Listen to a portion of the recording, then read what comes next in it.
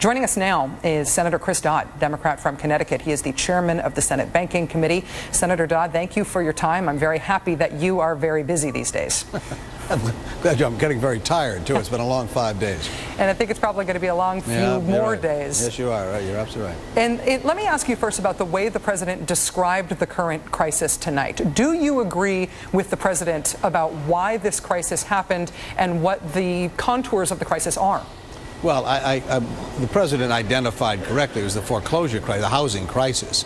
What the president left out, we don't need to dwell on this because we got to look ahead, but the president left out is the cops weren't on the beat. I mean, we had plenty of regulation in the area. The question was the regulators weren't doing their jobs. That is to go out and prohibit deceptive and fraudulent lending practices. Remember, the Wall Street Journal pointed out that 65% of the subprime mortgages that were worked out or were extended actually qualified for prime mortgages, a lot less costly than they had to be.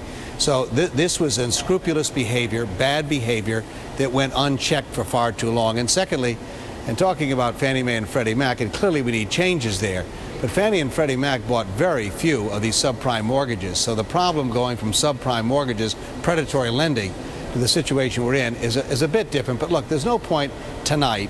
We need to think ahead. Can we resolve this matter in front of us, put our country back on the right track? And there'll be plenty of time to go back and do the autopsy on how we ended up in this very tragic and sad moment when an administration for 8 years, in my view, didn't do their job. But now we need to say, what do we need to do in order to get a program in place that will allow for our country and our economy to recover? Well, let me connect those two ideas. Right. The president did address the issue of regulation, what you describe as the cops not being on the beat. He essentially said there shouldn't be any update in regulation now. We should deal with that after the bailout. When you're considering this in the Senate, when Congress is considering his bailout plan, are you considering an effort to force the issue of re-regulating Wall Street into this bailout plan, or are you willing to consider it as a separate matter? Well, it probably has to be done in the larger sense as a separate matter, only because it's so complex it will take a while.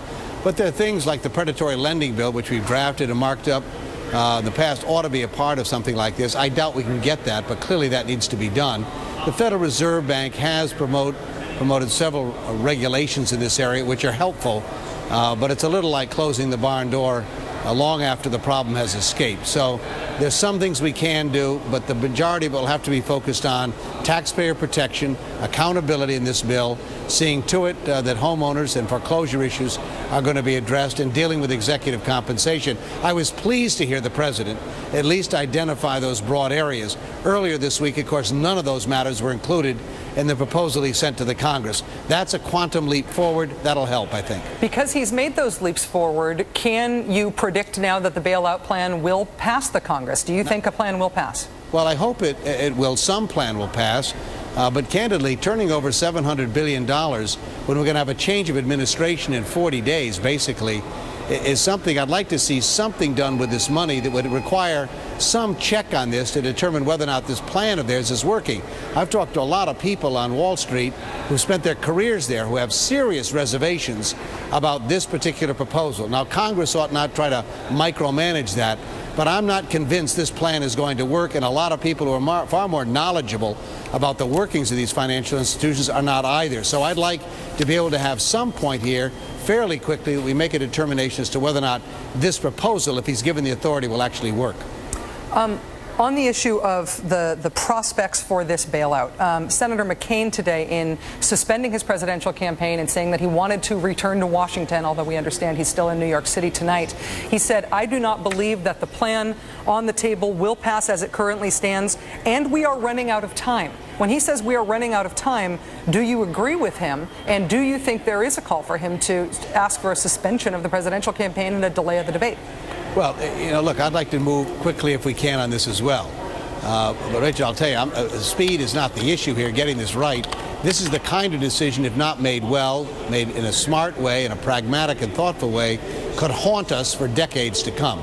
So I'm as anxious as anyone to get this done, but I'm not about to move this thing more quickly than I think is warranted, and I want to make sure, as to the extent you can, that we're doing the right thing. Now, I'm delighted that John is expressing himself on the issue. I've heard from Barack Obama on numerous occasions over the last number of days, calling. I know he's talked to Hank Paulson, and so he's been deeply involved and interested in how this is progressing. I've never heard from John McCain on the issue, so I'm delighted he's expressing some interest.